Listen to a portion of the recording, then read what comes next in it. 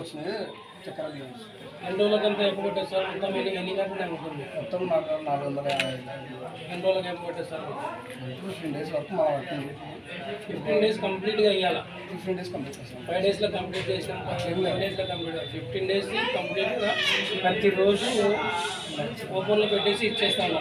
మళ్ళీ ఈరోజు ఏదో అయిపోయింది, ఈరోజు మేము నిన్న వరకు వేసేసినాము, ఎప్పటి నుంచి లేదు, టైం అయిపోయిందని చెప్పకుండా 15 రోజులు కంటిన్యూగా ఇచ్చాము.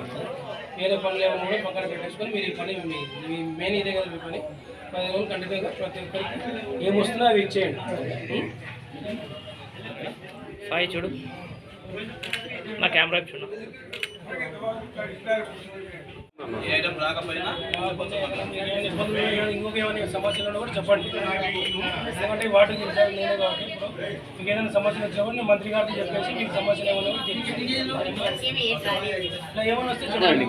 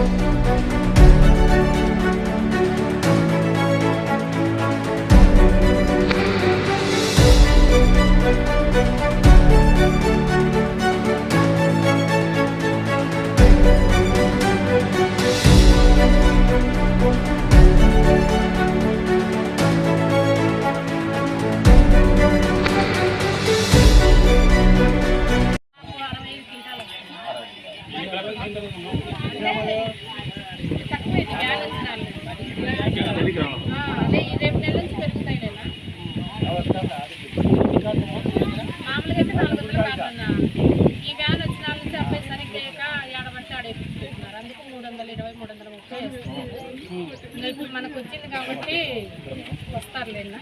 అదేమ్మా జనాలకు మీరు కంటిన్యూగా 15 రోజులు మీరు చేయాలి. 4 రోజులు 5 రోజులు 10 రోజులు అదేం లేదు, కంటిన్యూగా 15 రోజులు వచ్చిన సరికంతా ప్రతి ఒక్కరికి అందజేయాలి మీరు. ఎందుకంటే మంత్రి ఫారూక్ సార్ గారు ఫుల్ సీరియస్గా ఉన్నారు.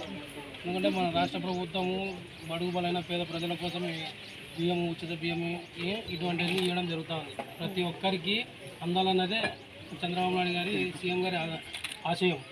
మన ఫారూక్ సార్ కూడా ఇదే ఆలోచనతో ఉన్నారు. ప్రతి ఒక్కరికి అందాలి. ఏమ్మా మీరు 15 రోజులు కంటిన్యూగా ఇవ్వాలి. మీకు ఏమన్నా కరెక్ట్గా అందకున్నా కూడా చెప్పండి అమ్మా.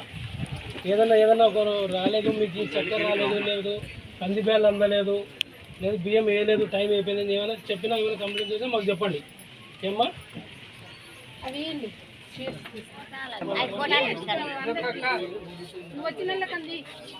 మా 65 ఉంటే సింగిల్ కార్డు అమ్మా మీరు రావాల్సిన అవసరం లేదు. 65 సంవత్సరాలు భయపడే వాళ్ళు, సింగిల్ ఉన్న వాళ్ళు, సింగిల్ కార్డు ఉన్న వాళ్ళు, ఎవరు లేని వాళ్ళు ఏమ్మా తెలియచి వాళ్ళు తీసుకొచ్చి ఇంటికాడ ఇస్తారు మీకు.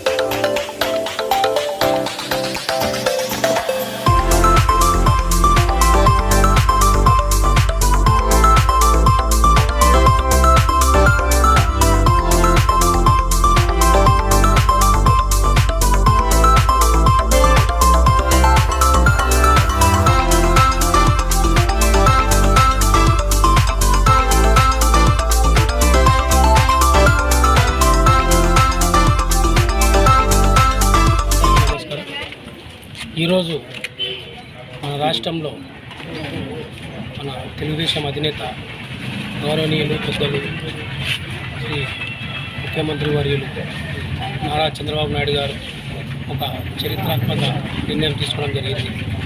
ఎందుకంటే గత ప్రభుత్వంలో వైసీపీ ప్రభుత్వంలో జగన్ మోహన్ రెడ్డి గారు డబ్బులను వృధా చేయడం జరిగినది.